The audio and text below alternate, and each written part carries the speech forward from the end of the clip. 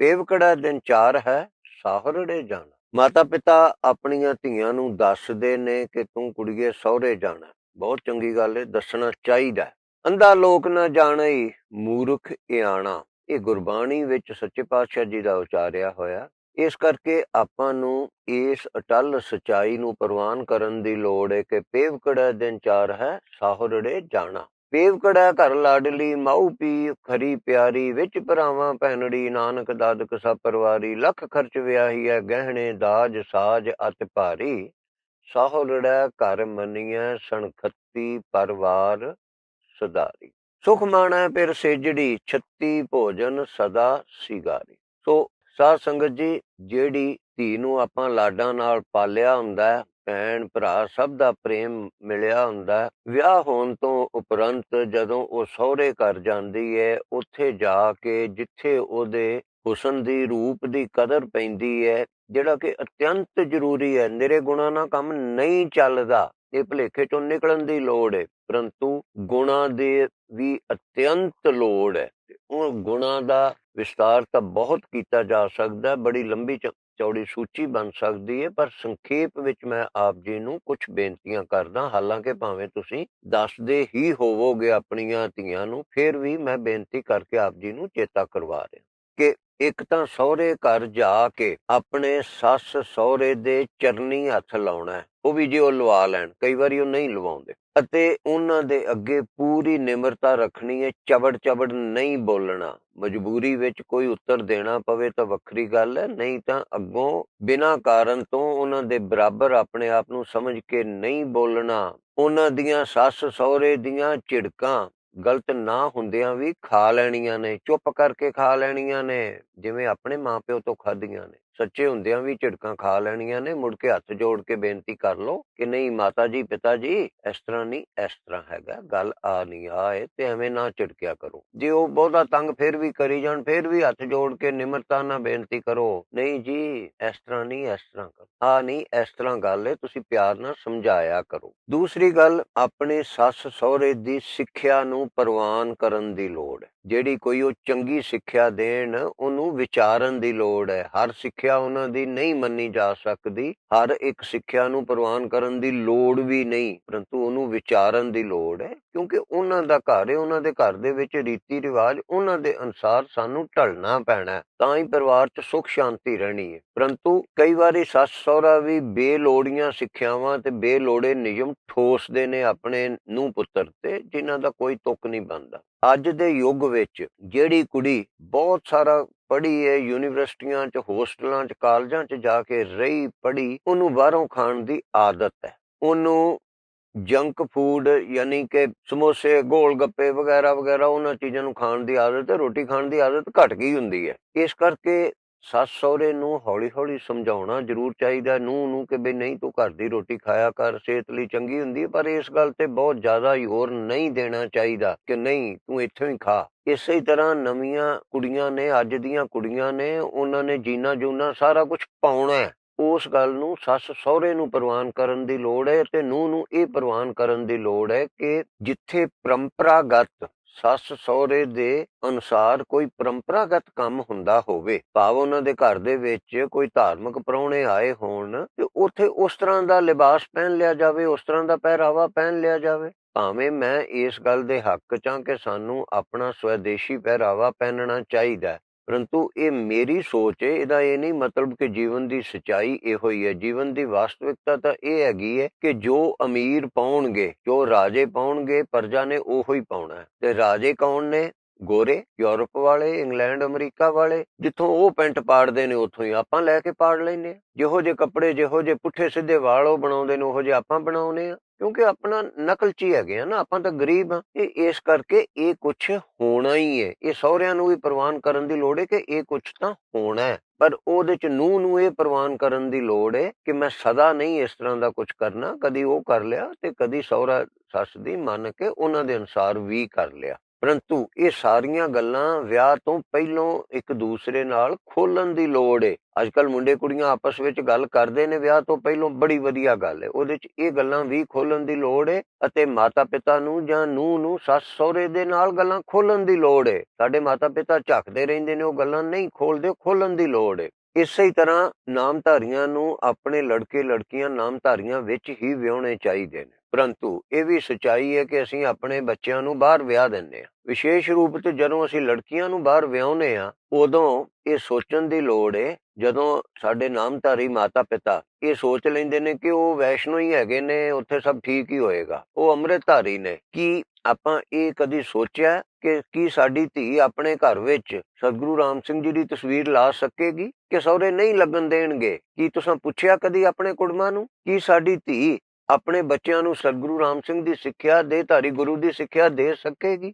ਨਹੀਂ ਦੇ ਸਕੇਗੀ। ਉਸੇ ਵੇਲੇ ਧੱਕੇ ਮਾਰ ਕੇ ਘਰੋਂ ਬਾਹਰ ਕੱਢ ਦੇਣਗੇ ਤੇ ਤੁਸੀਂ ਜਾ ਕੇ ਉਹਨਾਂ ਦੇ ਬੂਟ ਚੱਟੋਗੇ, ਜਿਹੜੇ ਅੱਜ ਆਂਦੇ ਉਹ ਬੜੇ ਵਧੀਆ ਨੇ, ਬੜੇ ਵਧੀਆ ਘਰ ਹੈ। ਉਹ ਸੋਚਿਆ ਕਦੀ? ਨਹੀਂ ਸੋਚਿਆ। ਸੋਚਣ ਦੀ ਲੋੜ ਏ। ਜੇ ਤੁਸੀਂ ਨਹੀਂ ਕਰੋਗੇ ਤਾਂ ਸਤਿਗੁਰੂ ਰਾਮ ਸਿੰਘ ਦੇ ਪੰਥ ਨੂੰ ਖਤਮ ਕਰਨ ਵਾਲੇ ਨਾਮਧਾਰੀਓ ਤੁਸੀਂ ਹੋ, ਜਿਹੜੇ ਗੈਰ ਨਾਮਧਾਰੀਆਂ ਵਿੱਚ ਆਪਣੇ ਧੀਆਂ ਤੇ ਪੁੱਤਰ ਵਿਆਹ ਰਹੇ ਹੋ। ਮੈਨੂੰ ਵੱਡੇ ਵੱਡੇ ਸ਼ਰਧਾਲੂ ਸਿੱਖਾਂ ਤੇ ਜਥੇਦਾਰਾਂ ਦਾ ਪਤਾ ਹੈ। ਮੈਂ ਤਾਂ ਸੋਚ ਕੇ ਸੁਣ ਕੇ ਹੈਰਾਨ ਰਹਿ ਜਾਨਾ ਕਿ ਉਹਨਾਂ ਨੇ ਆਪਣੇ 3-3 4-4 ਬੱਚੇ, ਸਾਰੇ ਦੇ ਸਾਰੇ ਬੱਚੇ ਖੁੱਲਿਆਂ ਵਿੱਚ ਵਿਆਹੇ ਨੇ, ਗੈਰ ਨਾਮਧਾਰੀਆਂ ਵਿੱਚ ਵਿਆਹੇ ਨੇ। ਤੇ ਉਂਝ ਮੇਰੇ ਬੜੇ ਮੱਥੇ ਟੇਕਣਗੇ, ਮੈਨੂੰ ਆਖਣਗੇ ਅਸੀਂ ਤਾਂ ਪੱਕੇ ਨਾਮਧਾਰੀਏ ਆ। ਜਿਹੜੇ ਵੀ ਗੈਰ ਨਾਮਧਾਰੀਆਂ ਚ ਆਪਣੇ ਬੱਚਿਆਂ ਦਾ ਵਿਆਹ ਕਰਦੇ ਨੇ, ਸਤਿਗੁਰੂ ਰਾਮ ਸਿੰਘ ਦੀ ਦਰਗਾਹ ਚ ਕਦੀ ਨਹੀਂ ਬਖਸ਼ੇ ਜਾਣਗੇ। ਔਰ ਨਾਮਧਾਰੀ ਪੰਥ ਦਾ ਨੁਕਸਾਨ ਉਹ ਲੋਕ ਕਰ ਰਹੇ ਨੇ, ਕਿਉਂਕਿ ਫਿਰ ਨਾਮਧਾਰੀਆਂ ਦੇ ਮੁੰਡੇ ਕੁੜੀਆਂ ਕਿੱਥੇ ਵਿਆਹੇ ਜਾਣਗੇ ਬਈ, ਜੇ ਤੁਸੀਂ ਆਪਣੇ ਬੱਚੇ ਬਾਹਰ ਵਿਆਹ ਤੇ? ਬੜੀ ਸਾਦੀ ਜੀ ਗੱਲ ਹੈ। ਹਾਂ, ਜੇ ਤੁਹਾਡੇ ਬੱਚੇ ਪ੍ਰੇਮ ਵਿਆਹ ਆਪਣੀ ਮਰਜ਼ੀ ਨਾਲ ਕਿਤੇ ਕਰਨਾ ਚਾਹੁੰਦੇ ਨੇ, ਕਰ ਲੈਂਦੇ ਨੇ, ਉਹ ਇੱਕ ਵੱਖਰੀ ਗੱਲ ਹੈ। ਪਰੰਤੂ ਜਦੋਂ ਆਪਾਂ ਹੀ ਰਿਸ਼ਤਾ ਖੁੱਲਿਆਂ ਵੱਲ ਕਰਦੇ ਆ, ਫਿਰ ਉਹਦੇ ਕਸੂਰ ਨਹੀਂ ਹੈਗਾ, ਸਾਡਾ ਕਸੂਰ ਹੈ। ਇਸ ਕਰਕੇ ਇਹਨਾਂ ਗੱਲਾਂ ਤੇ ਮਾਤਾ ਪਿਤਾ ਨੂੰ ਵੀ ਵਿਚਾਰ ਕਰਨ ਦੀ ਲੋੜ ਹੈ। ਸਾਡੀ ਧੀ ਜਿਹੜੀ ਕਿਸੇ ਦੀ ਨੂੰਹ ਬਣਦੀ ਹੈ, ਜਾ ਕੇ ਉਹਨੂੰ ਵੱਧ ਤੋਂ ਵੱਧ ਇਹ ਕੋਸ਼ਿਸ਼ ਕਰਨੀ ਚਾਹੀਦੀ ਹੈ ਕਿ ਸਹੁਰਾ ਪਰਿਵਾਰ ਇਕੱਠਾ ਰਵੇ। ਉਹਨਾਂ ਨੂੰ ਇਕੱਠੇ ਰੱਖਣ ਲਈ ਜੋ ਚਾਲਾਂ ਵੀ ਚੱਲਣੀਆਂ ਪੈਣ, ਕੋਈ ਗਲਤ ਗੱਲ ਨਹੀਂ। ਚੰਗੇ ਕੰਮ ਲਈ ਚਾਲ ਚੱਲੀ, ਕੋਈ ਗਲਤ ਗੱਲ ਨਹੀਂ ਗੀ। ਅਤੇ ਉੱਥੇ ਜਾ ਕੇ ਸਾਡੀ ਨੂੰਹ ਨੂੰ ਆਪਣੀ ਨਨਾਣ ਨਾਲ, ਆਪਣੀ ਸੱਸ ਨਾਲ ਈਰਖਾ ਨਹੀਂ ਕਰਨੀ ਚਾਹੀਦੀ। ਸਾਡੀ ਨੂੰਹ ਨੂੰ ਨਹੀਂ ਕਰਨੀ ਚਾਹੀਦੀ। ਉਹ ਕਰਦੀਆਂ ਨੇ ਤਾਂ ਉਹਦੇ ਵਾਸਤੇ ਉਹਦਾ ਉੱਤਰ ਲੱਭਣ ਦੀ ਲੋੜ ਹੈ ਕਿ ਅਸੀਂ ਉਹਦੇ ਤੋਂ ਬਚਣਾ ਕਿਵੇਂ ਹੈ ਤੇ ਉਹਨਾਂ ਨੂੰ ਹਟਾਉਣਾ ਕਿਵੇਂ ਹੈ। ਔਰ ਆਪਣੀ ਸੱਸ ਦੀ, ਸਹੁਰੇ ਦੀ ਹੱਥੀਂ ਸੇਵਾ ਵੀ ਕਰਨੀ ਚਾਹੀਦੀ ਹੈ। ਉਹਨਾਂ ਨੂੰ ਪ੍ਰਸ਼ਾਦਾ ਪਾਣੀ ਵੀ ਛਕਾਉਣਾ ਚਾਹੀਦਾ ਨੂੰਹ ਨੂੰ। ਜੇ ਨਨਾਣ ਬਣਾ ਕੇ ਰੱਖੇ ਤਾਂ ਉਹਨੂੰ ਵੀ ਰੋਟੀ ਦੇ ਦਿੱਤੀ, ਪਰ ਇਹ ਨਹੀਂ ਹੈਗਾ ਕਿ ਮੇਰੀ ਨਨਾਣ ਦੇ ਪੈਰ ਪੂਜੀ ਜਾਈਏ, ਅਸੀਂ ਉਹਦੀ ਸੇਵਾ ਕਰੀਏ ਤੇ ਉਹ ਸਾਡੇ ਪਤੀ ਨੂੰ, ਸਾਡੀ ਧੀ ਦੇ ਪਤੀ ਨੂੰ ਹਰ ਵੇਲੇ ਉਹ ਚਾਬੀ ਭਰਦੀ ਰਵੇ। ਨਹੀਂ, ਨਨਾਣ ਨੂੰ ਵੀ ਹੱਥੀਂ ਕੰਮ ਕਰਨਾ ਚਾਹੀਦਾ। ਉਹ ਬਹੁਤੀ ਵੱਡੀ ਨਹੀਂ ਹੈਗੀ, ਪਰੰਤੂ ਸਾਡੀ ਧੀ ਨੂੰ ਲੜਾਈਆਂ ਪਾਉਣੀਆਂ ਨਹੀਂ ਚਾਹੀਦੀਆਂ ਬਿਨਾਂ ਮਤਲਬ ਤੋਂ। ਪਰੰਤੂ ਜਦੋਂ ਸਿਰੋਂ ਪਾਣੀ ਲੰਘ ਜਾਵੇ ਫਿਰ ਕੋਈ ਹਰਜ ਨਹੀਂ, ਫਿਰ ਜਿਹੋ ਜਿਹਾ ਕੁਝ ਕੋਈ ਕਰੇਗਾ ਉਹੋ ਜਿਹਾ ਕੁਝ ਕਰ ਲੈਣਾ ਯੋਗ ਹੈ। ਦੂਸਰਾ ਪਾਸਾ ਇਹ ਹੈਗਾ ਕਿ ਬਹੁਤ ਸਾਰੀਆਂ ਇਸਤਰੀਆਂ, ਯਾਨੀ ਕਿ ਸਾਡੀ ਧੀ ਦੀਆਂ ਸੱਸਾਂ, ਉਹ ਇਹ ਬਰਦਾਸ਼ਤ ਹੀ ਨਹੀਂ ਕਰਦੀਆਂ ਕਿ ਮੇਰੇ ਪਤੀ ਨੂੰ ਮੇਰੀ ਨੂੰਹ ਪ੍ਰਸ਼ਾਦਾ ਛਕਾ ਜਾਵੇ। ਕਿਉਂਕਿ ਮੇਰਾ ਪਤੀ ਮੇਰੇ ਹੱਥੋਂ ਹੀ ਰੋਟੀ ਖਾ ਸਕਦਾ, ਮੇਰਾ ਪੁੱਤਰ ਵੀ ਮੇਰੇ ਹੱਥੋਂ ਹੀ ਖਾ ਸਕਦਾ, ਪਰ ਮੇਰਾ ਪਤੀ ਤਾਂ ਮੇਰੀ ਨੂੰਹ ਹੱਥੋਂ ਰੋਟੀ ਨਹੀਂ ਖਾ ਸਕਦਾ ਨਾ। ਇਹਨਾਂ ਸਾਰੀਆਂ ਗੱਲਾਂ ਦਾ ਵੀ ਧਿਆਨ ਰੱਖਣ ਦੀ ਲੋੜ ਹੈ। ਅਤੇ ਆਪਣੇ ਪਤੀ ਨੂੰ, ਸਾਡੀ ਧੀ ਨੂੰ ਚਾਹੀਦਾ ਕਦੀ ਵੀ ਐਸੀ ਸਿੱਖਿਆ ਨਾ ਦੇਵੇ, ਐਸੀਆਂ ਗੱਲਾਂ ਨਾ ਕਰੇ ਜਿਹੜੀਆਂ ਕਰਕੇ ਉਹ ਆਪਣੇ ਮਾਤਾ ਪਿਤਾ ਨਾਲ, ਭੈਣ ਭਰਾਵਾਂ ਨਾਲ ਲੜਨ ਲੱਗ ਪਵੇ। ਛੋਟੀ ਮੋਟੀ ਗੱਲ ਬਿਨਾਂ ਕਾਰਨ ਤੋਂ ਕਰਕੇ ਉਹਦੇ ਕੰਨ ਨਾ ਭਰੇ, ਅਤੇ ਜੋ ਗੱਲ ਆਪਣੇ ਮੂੰਹੋਂ ਕੱਢਣੀ ਹੈ ਉਹ ਗੱਲ ਵਿਚਾਰ ਕੇ ਕੱਢੇ। ਇਹ ਗੱਲ ਕੱਢੀ ਦਾ ਅਰਥ ਕੀ, ਅੱਗੋਂ ਅਗਲਾ ਕੀ ਕੱਢੇਗਾ। ਜਿਹੜੇ ਮਾਤਾ ਪਿਤਾ ਆਪਣੇ ਲੜਕਿਆਂ ਨੂੰ ਚੰਗੇ ਸੰਸਕਾਰ ਦੇ ਦਿੰਦੇ ਨੇ, ਉਹਨਾਂ ਦੇ ਬੱਚੇ ਉਹਨਾਂ ਦੇ ਨਾਲ ਰਹਿਣਾ ਪਸੰਦ ਕਰਦੇ ਨੇ, ਉਹਨਾਂ ਦੀ ਸੇਵਾ ਕਰਨੀ ਚਾਹੁੰਦੇ ਨੇ। ਬਹੁਤ ਚੰਗੀ ਗੱਲ ਹੈ। ਸਾਡੀ ਭਾਰਤੀ ਸੰਸਕ੍ਰਿਤੀ ਅਨੁਸਾਰ ਮਾਤਾ ਪਿਤਾ ਦੀ ਸੇਵਾ ਕਰਨੀ ਚਾਹੀਦੀ ਹੈ। ਕਈ ਵਾਰੀ ਕੁਛ ਨੂੰਹਾਂ ਆਪਣੇ ਪਤੀ ਨੂੰ ਇਸ ਤਰ੍ਹਾਂ ਦਾ ਮਜਬੂਰ ਕਰਦੀਆਂ ਨੇ ਕਿ ਉਹਨੂੰ ਕਹਿੰਦੀਆਂ ਨੇ ਕਿ ਤੂੰ ਆਪਣੇ ਮਾਤਾ ਪਿਤਾ ਨੂੰ ਰੱਖ ਲੈ ਜਾਂ ਮੈਨੂੰ ਰੱਖ ਲੈ, ਜੋ ਕਿ ਬਹੁਤ ਮਾੜੀ ਗੱਲ ਹੈ। ਸਾਡੀ ਧੀ ਨੂੰ ਐਸਾ ਨਹੀਂ ਕਰਨਾ ਚਾਹੀਦਾ, ਬਲਕਿ ਉਹਨਾਂ ਦੀ ਜੇ ਪਿਓ ਪੁੱਤਰਾਂ ਦੀ ਲੜਾਈ ਹੁੰਦੀ ਹੋਵੇ ਤੇ ਉਹਨੂੰ ਵੀ ਮੁਕਾਉਣ ਦਾ ਯਤਨ ਕਰਨਾ ਚਾਹੀਦਾ। ਇਹਦੇ ਨਾਲ ਹੀ ਇਹਦਾ ਦੂਸਰਾ ਪਾਸਾ ਇਹ ਵੀ ਹੈਗਾ ਕਿ ਇਹ ਵਿਚਾਰਨ ਦੀ ਲੋੜ ਹੈ ਕਿ ਸਾਡੀ ਧੀ, ਯਾਨੀ ਕਿ ਉਹਨਾਂ ਦੀ ਨੂੰਹ ਦੀ ਗਲਤੀ ਹੈ ਜਾਂ ਸਾਡੀ ਧੀ ਦੇ ਸੱਸ ਸਹੁਰੇ ਨੇ ਸਾਡੀ ਧੀ ਨੂੰ ਇੰਨਾ ਤੰਗ ਕਰ ਛੱਡਿਆ ਕਿ ਉਹ ਘਰ ਛੱਡਣ ਲਈ ਮਜਬੂਰ ਹੋ ਗਈ ਹੈ। ਉਹ ਪਤੀ ਨੂੰ ਆਂਦੀ ਜਾਂ ਮੈਨੂੰ ਰੱਖ ਲੈ ਜਾਂ ਮਾਂ ਪਿਓ ਨੂੰ ਰੱਖ ਲੈ। ਕੀ ਕਾਰਨ ਹੈ? ਕਿਉਂਕਿ ਬਹੁਤ ਮਾਤਾ ਪਿਤਾ ਆਪਣੇ ਬੱਚੇ ਨੂੰ ਇਹੋ ਜਿਹੇ ਚੰਗੇ ਸੰਸਕਾਰ ਤਾਂ ਦੇ ਦਿੰਦੇ ਨੇ ਕਿ ਤੂੰ ਸਾਡੀ ਸੇਵਾ ਕਰਨੀ ਹੈ, ਪਰੰਤੂ ਨੂੰਹ ਪ੍ਰਤੀ ਉਹਨਾਂ ਦਾ ਰਵੱਈਆ ਚੰਗਾ ਨਹੀਂ ਹੁੰਦਾ। ਇਸੇ ਤਰ੍ਹਾਂ ਨੂੰਹਾਂ ਦਾ ਵੀ ਨਹੀਂ ਕਈ ਵਾਰੀ ਚੰਗਾ ਹੁੰਦਾ। ਇਹ ਸਾਰੀਆਂ ਗੱਲਾਂ ਵਿਚਾਰਨ ਦੀ ਲੋੜ ਹੈ। ਮੈਂ ਇਸੇ ਕਰਕੇ ਵਾਰੀ-ਵਾਰੀ ਕਹਿਣਾ ਕਿ ਵਿਚਾਰਵਾਨ ਬਣੋ ਅਤੇ ਪਹਿਲਾਂ ਪਰਖੋ ਕਿ ਸਮੱਸਿਆ ਕੀ ਹੈ, ਫਿਰ ਉਹਦਾ ਹੱਲ ਉਹਦੇ ਅਨੁਸਾਰ ਕਰਨ ਦੀ ਕੋਸ਼ਿਸ਼ ਕਰੋ ਅਤੇ ਇਹ ਕੋਸ਼ਿਸ਼ ਕਰੋ ਕਿ ਪਰਿਵਾਰ ਸਾਰਾ ਮਿਲ ਕੇ ਬੈਠੋ ਅਤੇ ਇੱਕ ਦੂਸਰੇ ਨੂੰ ਨਿਮਰਤਾ ਸਹਿਤ ਪਹਿਲਾਂ ਹੀ ਗੱਲ ਮੁਕਾ ਲਓ ਕਿ ਆਪਾਂ ਇੱਕ ਦੂਜੇ ਨੂੰ ਭੈੜਾ ਨਹੀਂ ਬੋਲਣਾ, ਗਰਮ ਨਹੀਂ ਹੋਣਾ। ਆਪਾਂ ਤਾਂ ਆਪਣੇ ਪਰਿਵਾਰ 'ਚ ਜੋ ਝਗੜਾ ਚੱਲਦਾ ਪਿਆ, ਜਿਹੜੀ ਗੱਲ ਹੈ ਉਹਨੂੰ ਮੁਕਾਉਣ ਦਾ ਯਤਨ ਕਰਨਾ।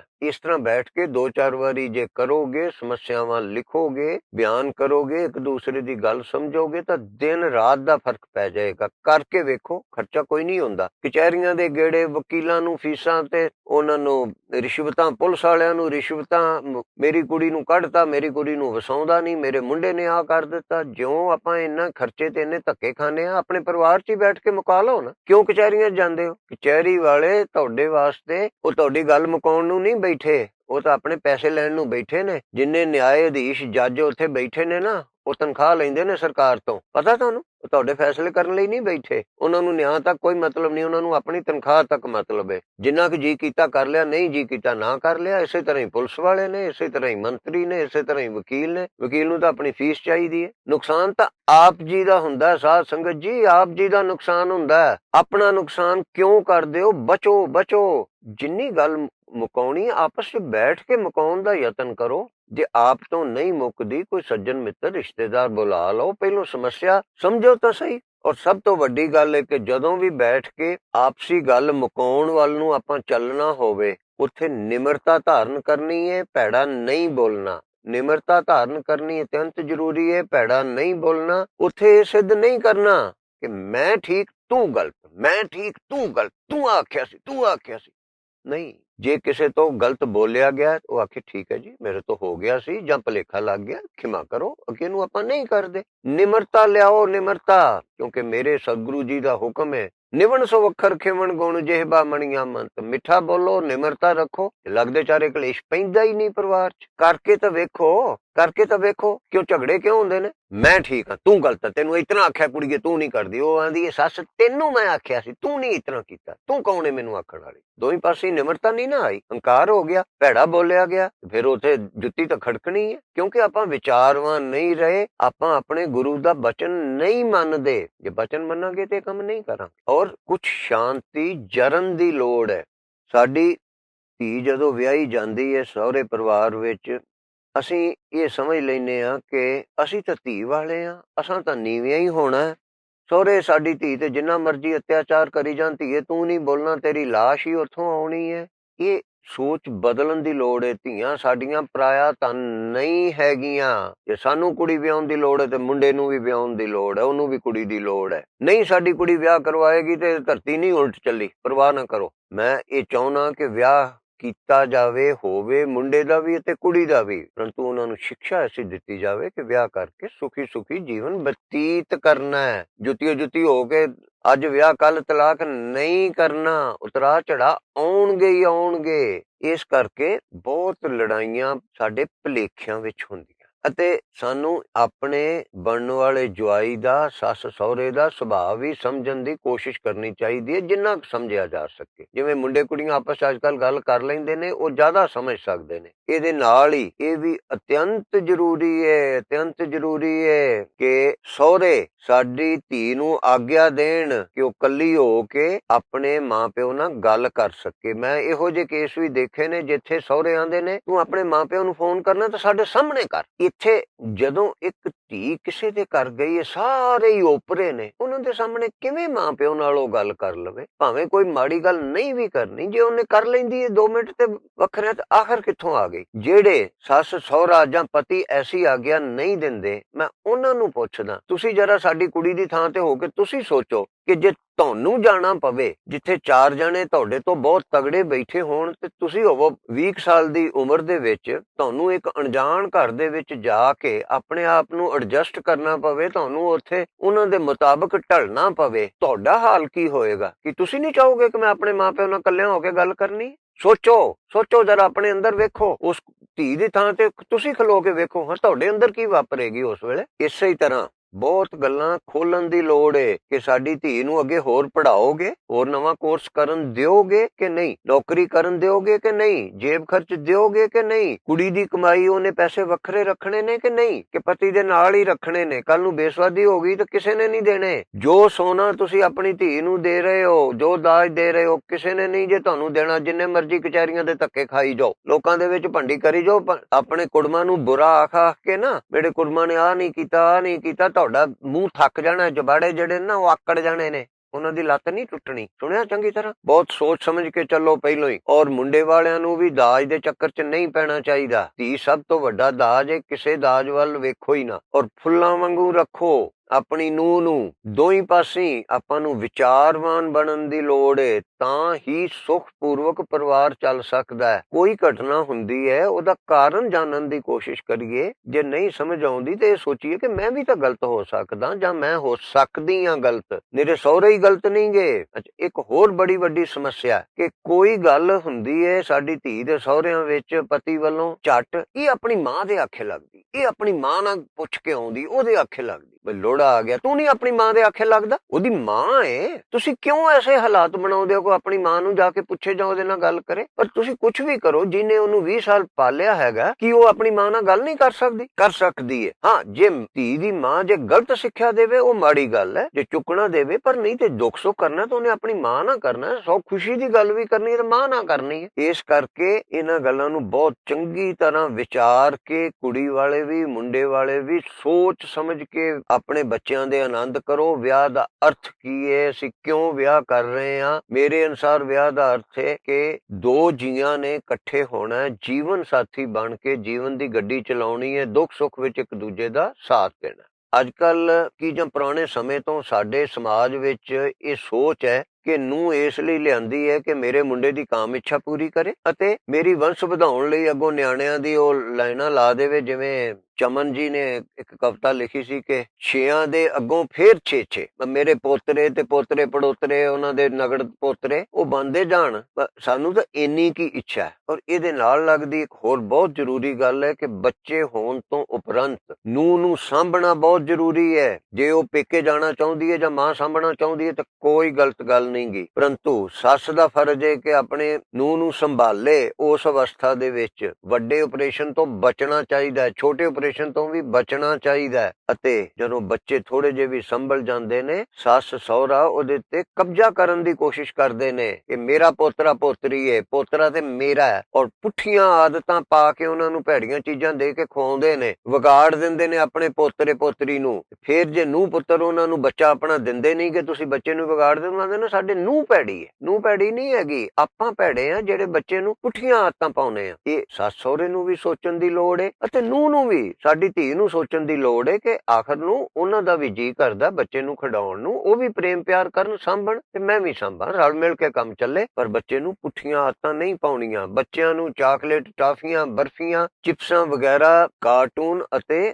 ਵੀਡੀਓ ਗੇਮਾਂ ਦੀ ਆਦਤ ਪਾ ਕੇ ਬੱਚਿਆਂ ਦਾ ਜੀਵਨ ਖਰਾਬ ਨਾ ਕਰੋ। ਬੱਚਿਆਂ ਨੂੰ ਪਸ਼ੂਆਂ ਨਾਲ ਥੋੜਾ ਜਿੰਨੀ ਉਹਨਾਂ ਦੀ ਉਮਰ ਹੋਵੇ ਉਹਨਾਂ ਨਾਲ, ਖਾਸ ਕਰਕੇ ਗਊਆਂ ਨਾਲ ਪਿਆਰ ਕਰਨ ਦੀ, ਖੇਡਣ ਦੀ, ਵੱਛੇ ਵੱਛੀਆਂ ਨਾਲ ਆਦਤ ਪਾਓ। ਬੱਚੇ ਨੂੰ ਬਹੁਤਾ ਸੋਲ ਨਹੀਂ ਬਣਾਉਣਾ। ਜਿੰਨਾ ਤੁਹਾਡਾ ਬੱਚਾ ਮਿੱਟੀ ਵਿੱਚ ਖੇਡੇਗਾ, ਖਾਣਾ ਨਹੀਂ ਮਿੱਟੀ ਨੂੰ, ਖੇਡੇਗਾ, ਮਿੱਟੀ ਵਿੱਚ ਖੇਡੇਗਾ, ਧੁੱਪ ਛਾਂ ਵਿੱਚ ਰਹੇਗਾ, ਠੰਡ ਗਰਮੀ ਜਰੇਗਾ, ਹਿਸਾਬ ਦੀ ਬਿਮਾਰ ਨਹੀਂ ਕਰ ਲੈਣਾ। ਅਤੇ ਜਿੰਨਾ ਉਹ ਜਾਨਵਰਾਂ ਨਾਲ ਖੇਡੇਗਾ, ਵੱਛੇ ਵੱਛੀਆਂ ਵਗੈਰਾ ਨਾਲ, ਉਹ ਬਿਮਾਰ ਨਹੀਂ ਹੋਏਗਾ, ਘੱਟ ਤੋਂ ਘੱਟ ਹੋਏਗਾ। ਸੋ ਇੰਨੀਆਂ ਕੁ ਮੇਰੀਆਂ ਬੇਨਤੀਆਂ ਪ੍ਰਵਾਨ ਕਰੋ। ਔਰ ਇਹ ਗੱਲਾਂ ਮੈਂ ਧਰਮ ਦੇ ਵਿੱਚ ਇਹ ਗੱਲਾਂ ਕਿਉਂ ਕਰ ਰਿਹਾ? ਕਿਉਂਕਿ ਧਰਮ ਦੀ ਤਾਂ ਗੱਲ ਹੀ ਹੈਗੀ ਹੈ ਕਿ ਜੀਵਨ ਸੁਖੀ ਹੋਣਾ ਚਾਹੀਦਾ ਹੈ। ਜੇ ਸਾਡਾ ਜੀਵਨ ਸੁਖੀ ਨਹੀਂ, ਫਿਰ ਅਸੀਂ ਧਾਰਮਿਕ ਨਹੀਂ ਹੈਗੇ। ਉੱਥੇ ਤਾਂ ਲਿਖਿਆ ਸ਼ਾਂਤ ਪਾਈ ਗੁਰ ਸਤਿਗੁਰ ਪੂਰੇ। ਸਾਡੇ ਅੰਦਰ ਜੇ ਸ਼ਾਂਤੀ ਨਹੀਂ ਹੈਗੀ ਫਿਰ ਅਸੀਂ ਗੁਰੂ ਦੇ ਚਰਨੀ ਕੈਸੇ ਲੱਗੇ ਆ। ਇਸ ਕਰਕੇ ਸਾਡੀਆਂ ਧੀਆਂ ਨੂੰ ਸਹੁਰੇ ਪਰਿਵਾਰ ਜਾ ਕੇ ਉਹਨਾਂ ਨੂੰ ਇਕੱਠੇ ਰੱਖਣ ਦੀ ਕੋਸ਼ਿਸ਼ ਕਰਨੀ ਚਾਹੀਦੀ ਹੈ, ਝਗੜੇ ਵਧਾਉਣੇ ਨਹੀਂ ਚਾਹੀਦੇ, ਨਿਮਰਤਾ ਰੱਖਣੀ ਚਾਹੀਦੀ ਹੈ।